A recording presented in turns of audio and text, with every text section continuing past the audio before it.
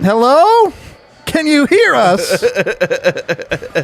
Welcome in, for real. I was about to start singing. It's a good thing that this thing's we got going. To the DNVR Avalanche podcast presented by DraftKings Sportsbook. Use code DNVR when you sign up for a new account. Got a pick of the week for you. Just bet on Mikko Rantanen to have a multi-point night every fucking game. Just do it. It's like par for the course at this point. I don't know what to tell you.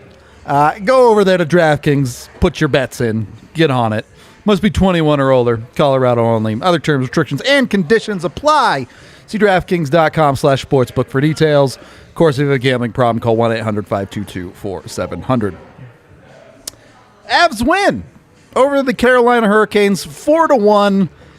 Air horns, air horns, air horns. Do we need air horns for this game? This game was too janky for air horns. Yeah. This is more of like a Vuvuzela game. Oh, Jesus.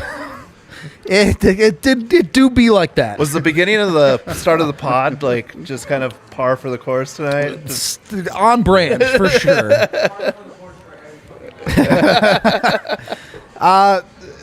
Look, overall, a game that I guess you could define as solid from Colorado. They certainly didn't give up a ton. We'll get into it. I'll let AJ hit the 60-second rundown first. I mean, let's do our winter shots first. Oh, right. Yeah, these probably important. Actual shot glasses. Careful. This is so full. I'm just.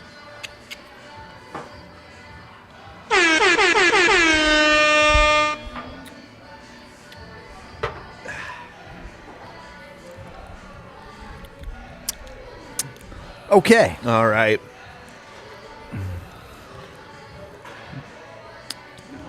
You good? Yeah. I still had my gum. Oh, that's a poor choice. Yeah. Okay. Needed to swallow that thing before. That was a bad call. It was Jaeger. Yeah, Jaeger is our preferred winter shot. I have no idea how Blais forgot that, but now that we're back home, it's good. Yep. Yeah. Bring More back whatever often that- than not, it will be Jaeger. What was the crazy stuff we had last year? You're talking about Uller? Yeah. Oh, that was that wasn't That last was year. 2 years That ago. That was ago. was it that long ago? God. I might have to bring that back. It wasn't that bad. It's It wasn't bad. It was just expensive, man. Yeah. Anyway. No, Malort will not be. Oh, that stuff is awful. Malort is, there were, our whole staff was doing Malort during the cup run because they thought it was good and luck. we were hard out on that. Our friends Well, from I was doing CHGO sent Brought us us 4 a bottles bunch, of it. yeah. And so we were people were like, let's do it. And I told them that if they won the cup, I would do it. So that's the only time that I did it. Because I'd had it before. I'd made that mistake. I got suckered in. It's nasty, man. So gross. Yep. All right, let's hit this rundown. 60-second rundown. Are we good? 3, 2, 1. Great. So it was the jankiest of janky hockey games that we have ever seen this season. Ever seen this in like 12 games. Big list. First period, though, it felt like each team was completely incapable of controlling the puck. And then Cale Makar gets a goal befitting a janky hockey game. No, too true. Off the back glass and then off Antti Ranta's foot and into the net. And then Mikko moosed the fuck out. Beat up Calvin DeHaan, took the puck, fended off a big mad Jalen Chatfield, found Makar in front, and Makar had 2 goals in like 4 minutes. 2-0 after the first period. Jordan Stahl would get a goal because he always scores in Colorado, and then it was 2-1. And then of the third period, 2-on-1 from the Avs turned into Mikko to Nate. And then Mikko scored an empty netter to make it 4-1. Bam. Just like that. Yeah. I didn't think you were gonna make it. I didn't either. At 8 seconds, I thought I was done. And so there's really not like a ton of details in this game outside of the goals for the most part. It was so... I will say the things that stood out the most, obviously, your star performers. Of course. Because they show up for Colorado. They don't for Carolina. A battle of the backups. You win the battle of the backups. You feel good about that. But then it really just came down to special teams. Yep. Because the Avs were special on them. And Carolina was anything but. well, and that's the thing, is that whatever Carolina was trying to do, the Avs just chewed them up. Yep. Their PK, that's the best PK that we've seen from them all season. I think they had 4 power plays total, some of them shortened or whatever. There were 2 of them where it felt like Carolina wasn't even on a power play. They never got set up in Yeah. the zone at all. It was dominant from the Avs penalty killing in that regard. So credit to where credit's due, and a perfect showing of how 5 games ago the Avs' biggest concern was their penalty kill, and tonight you're sitting here going, the Avs' PK over the last 5 games has really done pretty damn well. Yeah, and what's been great is that even when it has given up a goal, because it does, you are still seeing them give up a goal in most games. Yep. But they're not. It's the even strength goals are cut down. Yep. And it's like, look, if you're only giving up a goal on the PK, you're fine. Right. Yeah. And They did lose 1-0 on a power play only goal. they and it sure was- did, but But you're expecting that will probably be the only time that happens this season. and you're also looking at these going like, oh, they're giving up a goal in a game where their penalty kill killed 4 of 5. Things like that. So, maybe do a better job of staying out of the box, Josh Manson, but Well, and I guess we could talk about the reffing a little bit here because it was really weird tonight. it was weird, but I don't have a ton to say about it, to be honest. I think it can be pretty quick. We could drive by it, but I thought it was pretty poor. Poor feels like par for the course. They these were days. missing really, really obvious calls. Yep. And then they call some really sketchy Really stuff, soft. like yeah. Josh Manson boards a guy, and then Doesn't get a call. A minute later, there's a slash on Nathan McKinnon at center ice that they call. And you're like, dude, what is that? Yeah. And the Trading high sticks where they don't call one, call the other. Yeah. And then the high stick on Newhook at the end, where I would love to see like a slower version of it, because to me it sure looked like it caught his chest and not his chin. I could see where the ref from where he was standing would think that but that's one of those like it either does or it doesn't, and it kind of looked a little iffy there to me. So The boards play too, like the Yeah. no calls, no boards. cross checks were called. No cross checks, pretty borderline boarding shots to guys. And the No holding calls. from Evan Rodriguez, just at the straight up end, puts a dude in a arms around headlock him. in the he middle puts of the the play. arms around him and is like, and you're like, oh my gosh, dude, what is that? So I saw Stahl go into the corner and just like wrap his arm around the guy because he's like, I'm not gonna get this call here, so might as well just tie this guy up like. I crazy style. don't remember who did it, but somebody had Cale around his waist like he was trying to dance with him. And I'm like, is this a bit? Like, what are you doing? And it doesn't get like, it was just such a strange what got called versus what didn't get called in a game where they all felt really obvious. Yeah. And some of the ones that got called were really like, Not. what is Yeah. this? What about Makar's penalty? It's up there. That's a penalty. Yeah. He's doing that on purpose. I mean, the interference? Yes. The problem, we talked about it when it Yeah. happened. The problem is Yeah. he's watching the guy. Yep. Because if you're gonna make the argument that I'm entitled to this ice, I can do this, it's entirely because you don't know that guy's there, and you're just drifting forward. And if he's looking back at the puck, he has an argument. But he's looking right at the guy and drifts in front of him and is like, "Oh, I'm so wobbly. I'm a weeble." he's staring at him as he comes in, and the millisecond they make contact, he's like, "Whoa, whoa, whoa, whoa!" He's like, "Where'd that guy come from?" Like, come on. And that's a play he does often, and he gets away with it a lot. It's a picked play that lots of teams use. I'm just saying, you can't stare the guy down. Look, give yourself some plausible deniability here. If you know you're working for a company that's committing crimes, don't ask about the crimes. If you know you're about to crime on somebody, don't stare the guy down. Buddy. Don't stare at your crime victim. It's not okay. Cale just needs, it's the baby face, it's the natural innocence. Oh, yeah. He's got to master the art of criming better. That's all it is. I think that's the right call. It happened, and I immediately said that's interference, and then they called it. Yep. It is what it is. Maybe the hockey gods felt there was some karmic retribution because that first goal, what the hell? So I feel better. The more I watched that replay, the more I was like, it's going in anyway. I agree. Because if it doesn't McMack's go right there. if it doesn't go off of his foot and it lands in the crease, then McKinnon puts it in. Yeah. It's gonna be a goal. What a bounce, though, huh? Oh, it's a crazy ass bounce. It's exactly the same bounce that happened to Calvin Pickard twice in one game in 2017 against the Calgary Flames. Yep. It happened twice It did. in one game. It did. Huh. It was one of them came straight off the back, hit his nameplate, went in. One of them came straight off the back next to the goal, landed on a dude's stick, and they put it in. No, I don't remember that, but Yeah, crazy. I remember it because I was like, what the fuck? There was a third crazy bounce off Francois Beauchemin's skate. It hit a Calgary player and then hit his skate. All you had to say and then was went in. Francois Beauchemin's skate, and that Sure, was, but that was like the pinnacle of, like, if you were ever trying to explain to somebody the 48-point season, that was the Yeah. game I would have shown. Yeah. Because it was like they weren't playing well, but they got no breaks along the way. Nothing. I don't know. Is that really a fair representation? People forget that Jeremy Smith was the starter for like 20 games that Yeah. year. Well, and Calvin Pickard was like 30 or 40 games. Yeah, he was the real starter, but Yeah. he got hurt, so they had to go with Jeremy Smith. Okay, back to this game. Yeah.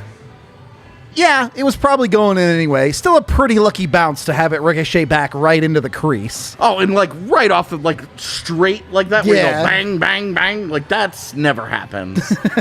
Like pucks are just in such a way, they're shaped in such a way that bounces, they don't do straight bounces like that. Is this your strat? Is this what you're going for, Blais, when you tell your kids to shoot it higher? Yeah. It's an actual play I'm telling them to do. Not making fun of them for shooting high. I guess if it ain't broke, don't fix it on that one. Obviously, the second goal, way, way cooler from both Makar, but mostly Mikko. Yeah. I mean, it's just such a great goal all around. Like, you want to see, we talk about with Mikko Rantanen, you are a giant human being. Go impose your will. Be more physical than you are. And he just rolls in and smokes Calvin DeHaan. Yep. Hey, And then while... yeah, I'm pretty sure we got another super chat while it's broken, just so you know. Oh, true. And then he smokes DeHaan, who's hurt. And while DeHaan is down on the play, Chatfield like jumps on his back and tries to like rodeo him. And he just Mikko was like, dog, I got your 8 seconds right here. And Chatfield's stick breaks along the way. Mikko draws a penalty, centers the puck to Makar, who makes a nice shot and scores. And it was just like, Mikko, you're very capable. Like, what the hell, man? Look, even when it happened, even I was like, that might have been a penalty on Mikko to start that play. Dude, it really might have been. If they would have called something on the hit on DeHaan, I would have understood. I would not have argued. Agreed. I would have understood. Yep. And I thought really, he was getting called. it kind of speaks to the idea that the goals or the calls that were made versus the ones that weren't. The ones that weren't felt a lot more notable. Yeah. Yeah. Fair enough. Makar, I don't want to undercredit Makar's shot on this play because it's a perfect shot. Right there. Completely freezes him and goes right the under. body, right? Yeah. It's a great shot. So, and we'll talk about this more later, but it's starting to feel like Cale is doing his thing again these Starting days. to come around a little bit. Yeah. Crazy at game 13, huh? I don't know. So weird. Somebody told me it'd be about 12, 13 games. I can't remember who it was, though. I don't know. And look, you end up in a really weird, sludgy first period, and the Avs come out of it up 2-0. Yeah. It's hard to feel bad about much in this hockey game because the ultimate result is, all right, the Avs just led the whole game and it was fine. It was a crazy nonsense game. I'm sorry. Guys were falling all over the place, losing edges. Sticks were breaking all over the place. There was so no many broken sticks. absolutely no flow to the game whatsoever. Yeah. That's what you're looking for in a game like that. Especially these two teams, you think there'd be a lot of flow and them just, going back and forth at each other. That wasn't the case tonight. It was choppy. Super duper messy, Yeah. but the Avs did the thing that makes your life a lot easier. Get out ahead and just stay ahead. Yeah. Yeah. You don't have to battle through that sludge quite as much that way. Yeah, and when you look at it, when you look at the numbers and all, you're looking at dominant shot attempts from Carolina. Yep. Cool. Good for them. Like, it just didn't matter that much. Colorado special teams was that good. Yep. And when you consider that the first two periods especially there were so many penalty calls between the two teams. Yep. That the 5-on-5 play, the flow never really mattered as long as your goalie was still doing his job. You know, you were fine. And the only goal that they give up tonight is a 2-on-1 where Josh Manson pinches into nothing and totally sells out, and Rodriguez tries. Yeah, He tries to catch him, but he starts he out started three so body far lengths behind. back. Yeah, that there was never And any even chance. old man Jordan Stahl is going to be able to keep that lead going through 2/3 of the ice, Right. you know, and it's a nice pass, it's a nice finish, like it's all good offense from Carolina, it's all good play. Yep. But that was it. Like that, the rest of their chances, they had good scoring chances, but there wasn't much that you were like if you look at the scoring chances, you look at high danger chances, you would think that Carolina really does a good job in this game. But if you watch the game, you don't feel like that was the case. Yeah. You definitely don't. You watch it, you definitely don't feel like Frankie was just surviving or was under siege or any of that. You're just like, it was fine. Yeah. It was fine. From Colorado's defense did not give up a ton. Given the circumstances that they were in, it's pretty impressive. But It was just one of those games too where, you know, in the first period, 4 minutes in, Sebastian Aho should be on a breakaway, and he just drops the puck, like loses the puck behind him. just slides off his stick. Yeah. And we saw that was the whole first period, is that each team had dangerous scoring chances just fall to the wayside. that Basically, just disappeared into the ether. There was no play made. There wasn't great defense. It wasn't bad offense. It was just things just sort of happened tonight. Pucks just dribbled away from guys. Yep. You saw Guys it with just fell down. LOC shorthanded Yeah. there, where he Yeah. usually just goes for the breakaway. Nothing. Loses it. Yeah. Weird game. Yeah. For sure. And it was a weird game on both sides, where it wasn't like there was one person or whatever that was really like, you know, it wasn't like there was a team that was on the receiving end of the universe's ire. It was just Right. like, oh, two really good teams. We're gonna Throw some nonsense in there. we're gonna make this as awkward as possible. So, And you got to feel bad if you're Carolina. You have to feel a little bit bad about. yeah. Look, you only gave up goals to one line tonight, and you lost the game. Yep. You've got Colorado fighting injuries all over their roster. They're already using their 7th and 8th defensemen in this game, and one of them gets hurt early on, and they're down to 5D. Yep. And you take no advantage of it. None. Yep. And I know that they have, you know, a guy like Chatfield is in the lineup. You know, Calvin DeHaan did get hurt on that play, but otherwise their lineup is largely intact. And both teams playing the backup goaltender. I mean, it just kind of feels like missed opportunity from the Hurricanes. The Avs kind of feel like the walking wounded right now. Yep. Except their star power is dragging them along. How good can they be? But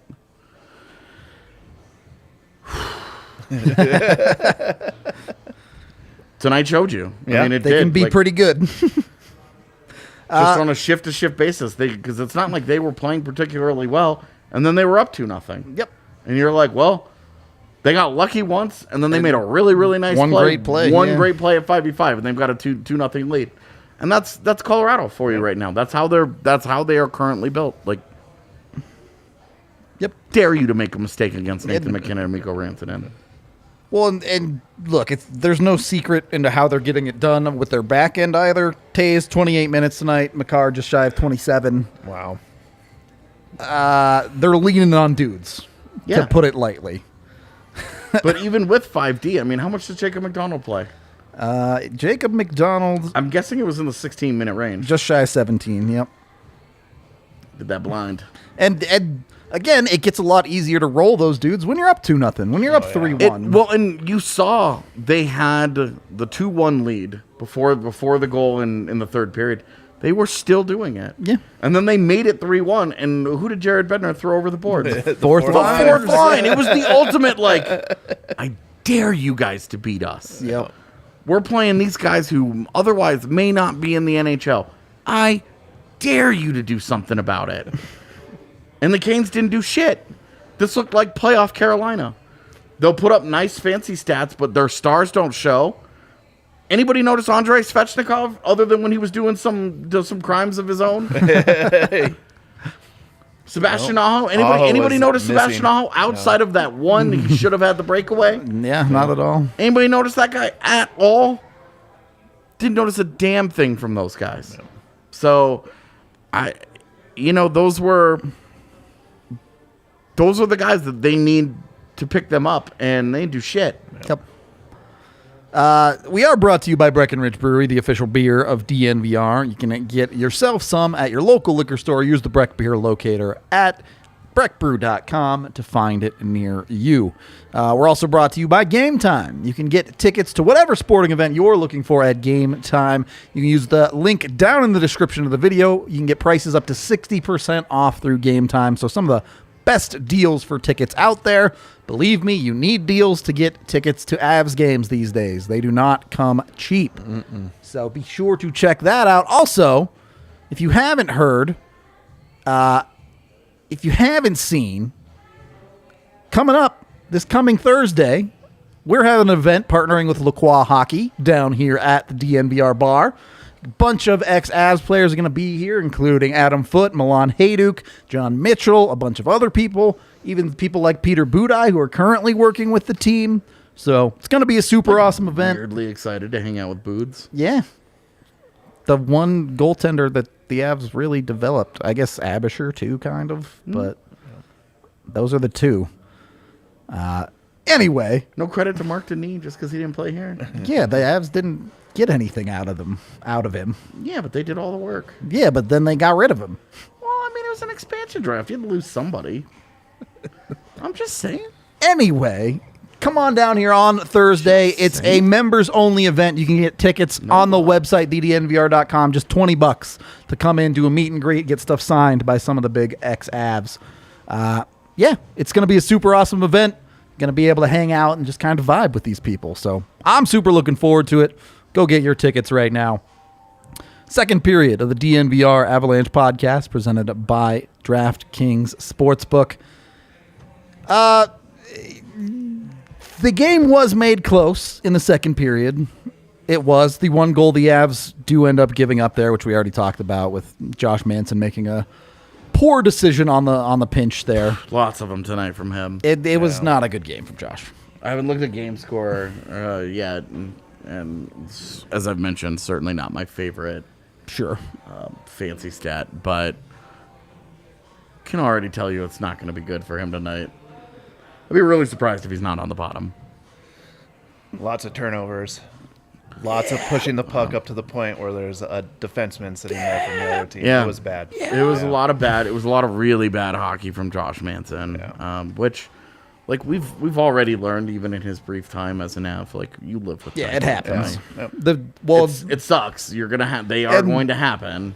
And this is the problem with where the Avs are at with injuries, because with a full decor, it's all right. We lean away from Josh Manson for the rest of the night, right, and deal with it with. Hey, your bottom pairing is two AHL guys, and one of them is hurt. Yeah, one AHL guy now.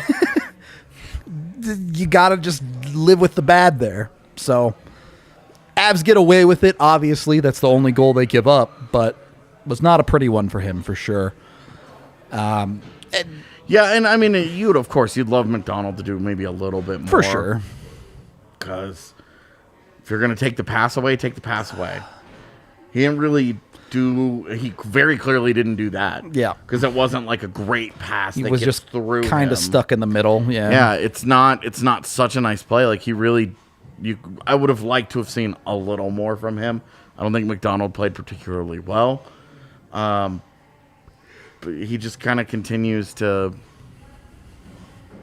I don't know, the fun chaos machine from a few years ago feels like he's gone. Yeah. And he just feels like a low offense, no defense, eighth defenseman right now that's just not giving you much. I'm not going to give him too much of a hard time on that goal. I mean, that's a hard play, it right? Is. Like admittedly, it's a 2-on-1. Absolutely. It's not like anything like stunning as a pass, right? But like he's probably thinking that he's going to go backhand and try to push it around him. Stead pulls it and just kind of gives a nice little pass through him. I mean, it looks really Great easy, timing, and yeah. of course it's not. But For what it's worth, the style of this game would make it hard to create any chaos in the offensive zone, given how well Carolina prevented the Avs from doing anything at 5-on-5, especially for the second half of this hockey game. I don't know. I mean, you would like the Avs as a whole to probably do a better job of getting into the zone with possession, but not putting that on MacDonald's head for sure. of course, and like I'm just saying, like I would just like to. In the past, we've seen it because we've seen like 50 games of Jacob MacDonald over the last couple of years. Yep. It's not like we've seen like really limited like. Oh, we saw him for 6 games. We're trying to, we've seen plenty of the guy over the couple of years here. And the willingness to jump into the play and be a difference maker, a guy that was actively involved offensively, we haven't seen any of it. And I'm just, when you're on the verge of calling up Brad Hunt, who is an offense-only defenseman, Yeah. you're looking at Jacob MacDonald going, oh my God, can we get by with this? Yeah. Can we get by with this? And maybe this is where you consider not with Brad Hunt purely out of style. Yep. I mean, he's the obvious answer because your other options here, Keaton Middleton, Andreas Englund, who are like relics in the modern game. They're like bad versions of Curtis McDermott. Yep. And so you're like, okay, well, stylistically they're defense only, but they can't play at NHL speed. So now what do? You don't have a good option, yeah. You really don't have a. I mean, and then you're talking about Danila Zhiravalov, who just isn't ready for that. Yeah. He's got like 10 games or something on North American ice. Like he's not ready for that. Agreed. So you're in a tough spot right now. Depending on the severity of the McDermott injury, we don't know what that looks like.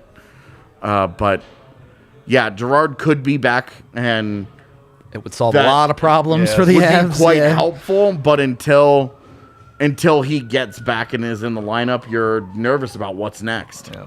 Yep. Because look, a day-to-day Gerard, if he comes back, he plays Monday against St. Louis, and Ivan Barbashev breaks his sternum again. Now you got the same problem You're all over right again, back to yeah. where you were, having this exact conversation that we're having. So, yeah, you are hopeful that Sam Girard is kind of the answer here, but so far on the season, every time it's, this guy's getting close to coming back, it has not worked out for the Avs. Is there a timetable around Bo? week to week. Yeah, that's not good. And what's weird is that we've seen him wandering around stuff, and he's not taped up. Fine, yeah. There's no boot. There's no brace. None of that is going on. It's just like, what the hell's up with them? Because if you go and watch the interview from when they're in Finland, because remember, he plays the first game, but he doesn't play the second game. He does an interview, I think, with Altitude. Yep. That afternoon before the game, and he's like, oh, I'm really excited for the game tonight. We're going to play. And so he thinks he's going to play at that time. Yep. And Comes something in, happened. something happens between that interview and game time. He doesn't play, and now it's week to week. Yeah. What the hell? Yeah. Weird stuff. Is this the Tyson Berry leg laceration from wrestling? Were they wrestling in the... in his hotel room? Like, I know that there were a lot of moose out in Finland, but that doesn't mean you had to try and fight one on your way to the rink, dude. It's an LBI, so nothing concussion related. Yep. Getting back to the game, the Avs do a very good job in the third period of reasserting themselves, and it's not that they played a great period necessarily, but their top-end players are just so dangerous that it takes one play. Yep. It's Mikko and McKinnon. Mikko gets it across, and McKinnon finishes. If you're Rod Brindamore, you're like, as that's developing, you're like, no. Come on. Those guys? Really? Like, those are the guys you can't give that up to. Yep. Anybody else on the Avs, who knows how that 2-on-1 goes?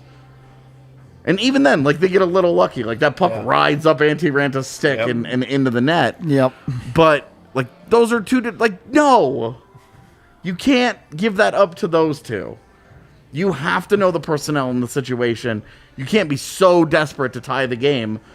So with like 13 minutes left, too. Like, it wasn't late in the game here where you're full send and you're going to make mistakes. It wasn't the case.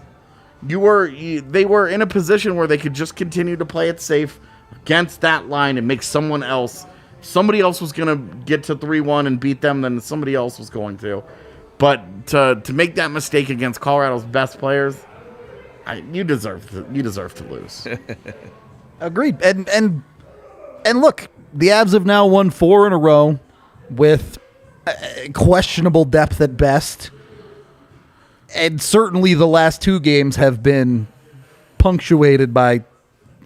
I tweeted out, I said, does the Avs' depth really matter if they have 3 of the top 10 players in the world playing for their lineup right now? Like, they can get away with this kind of stuff. Yeah. So, it's... Look, Colorado's best player. We talk about this a lot. Colorado's best players are just better than the other team's best players. Yep. 9 out of every 10 games. Yep. That will be the case. There are very, very few teams that can match up against the Avalanche in terms of just, hey, we're going to put our elite guys against your elite guys, and whoever has the better night wins the game. Colorado's like, great, we're going to win a shitload of hockey games like that. Yeah, they can absolutely live with that. And credit to Pavel Francouz tonight as well, only giving up the 1 goal. And you know, did he have the craziest workload where he was making amazing saves left and right? No, but he didn't give up anything. You give up 1 goal, you put your team in a really, really good position to win a game. Especially, it's a goal on a 2-on-1. There's no softy. There's no like demoralizing like. God, are you fucking kidding me with this? None of that. It's a good. They earned that goal, and Oh, it's another calm night back there, right? Like, you love that from your goalie. Yep. Yep. It makes it a whole lot easier for everyone on the ice when your goalie is locked in like that. And he earned a win. He was due for one, and you know, to be honest with you, the Avs are due for a bad goaltending night sometime. They haven't really had one in a while, so they're due for something like that coming up soon. Yeah, for sure. I have to pay my tab. Doug, you got to do this before. I know. we I come forgot. upstairs. I realized and I forgot. Sorry. You're good. Unbelievable, man. This is amateur shit. I'm a slacker. In any case, overall, a weird game. So I don't know that I want to call it like the great solid win statement, whatever, for Colorado. But it's another game where you look at it and you go, well, the Avs never trailed in this hockey game. The Avs never really even got that close to giving up the lead that they had. It's hard not to feel really good about the way the Avs are playing right now. Yeah. I mean, you're 4 wins in a row. Your underlying numbers don't look good in really any of these games, except I think the 5-1 game against Columbus was just a shit kicking. Yeah. But the other 3, this 6-3 win over Columbus, you blow a 3-goal lead in that game.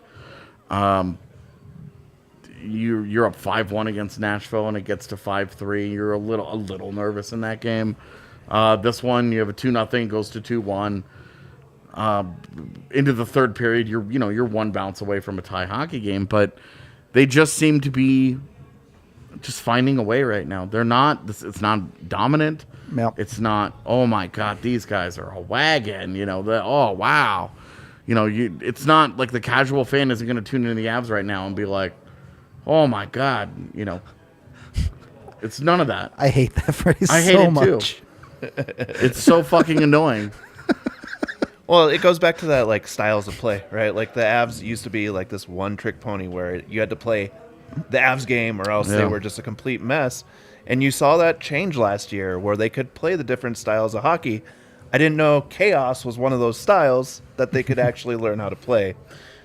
They did great. Well, and neither team really looked comfortable with tonight. And you're looking at the way that Carolina stifled Colorado at 5v5, and you're thinking, well, they should have been fine. Yep. That's and too often the Avs were just right into the teeth of how Carolina plays in the neutral zone. It was all the way down the ice and then out. But they didn't do anything with it. Yeah. They would get the puck and then they went, all right, kind of fart around here, fart around there. Well, and that's like throw a low quality shot here. I know the Corsi numbers look quite bad, They look real bad. but then you look at the actual shots for metrics, and it's really not that bad. Like, Carolina settled for a lot of really poor shot selection. Yeah, a lot of pucks didn't get through tonight. And then you also, like, again, a game that features, 8 or 9 power plays between the two teams? Yep. Special teams are a heavy feature of the game. And the Avs were exceptional in that area. Yeah. They only get the 1 power play goal. But, oh, my God, their power play was really good tonight. I mean, even the second unit, when it came on, Was lights out. Yeah. really, really, really good. And then the PK just didn't allow anything. So Genuinely. when you guys are looking up fancy stats, hit that all situations and remember that 60 minutes got played beyond just 5v5, and those numbers look a lot different at all. Yep. And I think that's where the real story of the game gets told. It wasn't because 5v5 was as limited as it was, and then when they finally got to play some 5v5 in the third period, you are in a 2-1 game, and then it becomes a 3-1 game. So you are talking. There's a little bit of score effect in there. Yep.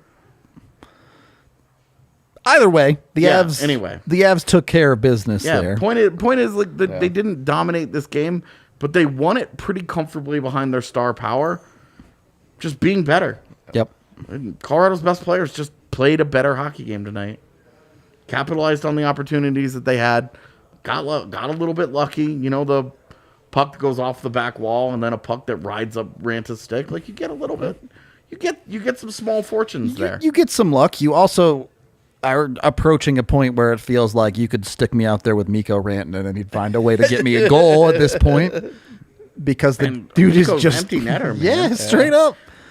Just Casually rifles it. turn around and shoot it 190 feet. Oh, look, it's right in the center of the net. Like, I do this shit all the time. What do you guys want from me? Okay. Just like that, huh? Yeah, that's exactly what it sounds like in my head when he's just like, okay, well, yeah, okay. Oh, there's 4 more points. Yeah, look at me go. I'm Mikko. You know, it's like that's the monologue that I hear in my brain when he just like It's out like there just like cruising is around. that a Finnish Mickey Mouse right there? What, Yeah, I what are we guess. doing? I guess. Yeah. Someday when we make that cartoon about a moose, that you're definitely doing Mikko's voice. That's what it sounds like. It's just man. a pure ripoff of Bullwinkle. Well, Mikko's a pure ripoff of Bullwinkle. Yeah. We are brought to you by the American Raptors. You can go catch a rugby game down at Infinity Park in Glendale. It's where the men's and women's 15 teams play, so literally the best rugby in the country. The Raptors are playing a league rugby. They're made up of a bunch of players from the high ends of other sports, some that have even played in leagues like the NFL. So you can go check that out as they try to transition into rugby. They went 5-5 last year, so they're a pretty decent team considering. It's crazy to me that these dudes just don't play rugby. Yeah. Come from other sports, play rugby, go get dropped into a professional league, and go 500. It's not bad. You're like, huh? Okay, it's pretty impressive, honestly. When it boils down to it, rugby is really just toss ball, catch ball, run, Dude, mostly. I watched there was a clip of a women's rugby match, and she like this. I don't know who it was. I don't know anything about it other than that's what happened. It was toss ball, catch ball, and she sprinted almost the length of the field, just outran everybody, had the angle, and just turned the Jets Just on. gone. And I was like, holy shit, this is crazy. And it was awesome. I was like, that was one of those, like, I need to watch more rugby moments. You can go watch the American Raptors. Go to AmericanRaptors.com. Tickets cost you nothing. Nothing. It's a free day. Free sports. Yeah, to go out to Infinity Park out Yeah, there is amazing. in It's an Glendale, awesome. and- Yeah. It's a beautiful facility too. Yep. Like it really is like a genuine. It's like just a nice day out. It's free. You're out in the sun a little bit. You get to watch some pro sports, and then you go about your day. It doesn't take all day. It's not like a baseball game. You can also follow Colin Strickler, our rugby guy, DNVR Rugby on Twitter. Highly recommend. He's awesome. Has a bunch of amazing interviews. Also has 101 pods if you're just new to rugby and getting into the sport. Third period of the DNVR Avalanche podcast presented by DraftKings Sportsbook. You could make an argument that Mikko should be our king of the game, and you'd probably be right. But, however, a thing happened where we were trying to do Yaya solid and get him the king of the game early. Yep. And literally, as I was typing it out, Mikko was shooting 190-foot empty netter for his 4-point night.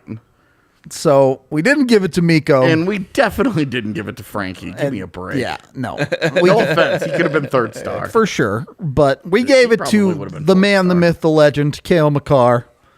A 2-goal night off of that lack of goal scoring, if you want to call it that. I know he had 1, but now he's got 3. The first one was his 50th of his career. I think he's, at this point, he's not quite to that 200-point mark, right? But he's almost there. I'd have to look. Yeah, I know me he got too. his 50th career goal the other day. No, that was tonight. Yeah. Tonight. Yeah. Yeah. But yeah, I don't 200. I don't know. He's like dangerously close to Yeah. 200 points, and is the fastest person to do it in like 40 years or something. It's crazy. Well, the other part too is like the stuff that doesn't show up on the stat set, right? Like Agreed. that penalty kill that he did in the second period, where he was chasing after everybody, Where chasing he the puck down. steals a puck Yeah. in neutral zone. And just Yeah. goes baller walks- mode. Yeah. walks in to a scoring chance that he just puts high. Yeah. Yep. And then Doesn't not a save, and then he's like,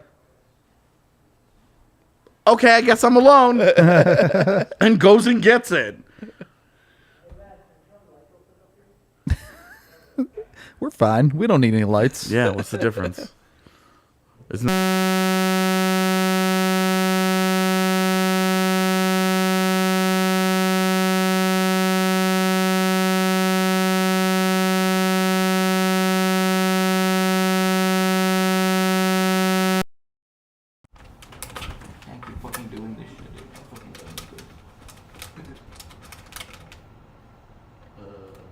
I wonder if it's making a buzzing sound. We should have. Oh, fire alarm. This is a bad sound. That's new, yeah. That is.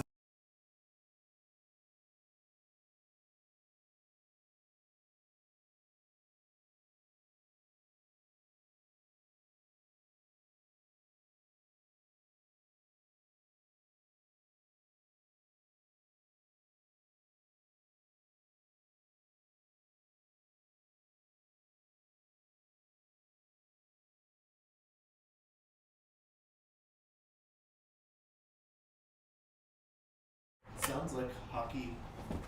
I genuinely think it was Mo saying Makar with the shot, but I don't know. Here. Hello? Nice. Dude, just fucking end the show. Like, maybe. oh, we're back. They fixed it? Jesus Christ. I don't know, dude. This is how today's been. Yeah. No kidding. Let's hit the super chats and get out of here before stuff breaks.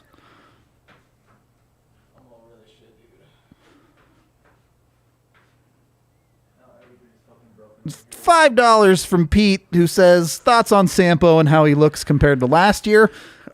Score a goal, bro. Yeah, you'd like to You're see not him gonna finish. get better opportunities than the 2 he's had in 2 games, but it's fine.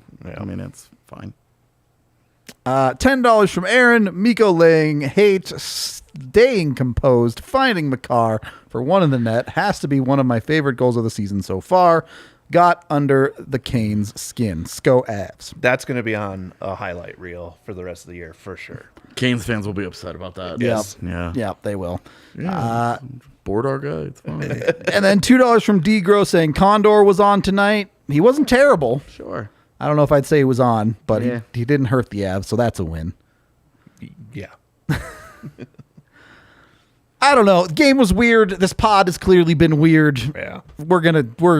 Jankiness migrated from ball Yeah, into straight our up building. came right down to the bar. Yeah. So we're gonna cut it out while we're ahead Like here. one TV on in the bar now. That one's always on. I've never seen that one off. And a late 20 from Drew, the amazing Wow. Drew, who always gives us an insane amount of money. 196 and 191 games played for Cale. Thank you for the stats. Still the best poorly shot pod in the business. We appreciate all you. We're out of here. We're off tomorrow. We will be back covering the game on Monday with the whole nine. Should be back to watch alongs and all that stuff, because if I'm not better by then, I'm going to the doctor. We love you. Yeah, for more vaccinations. Oh, Great. God. Great. That's what you need. That'll make you feel better. We love you. We'll talk to you on Monday. Until then, we'll see you later.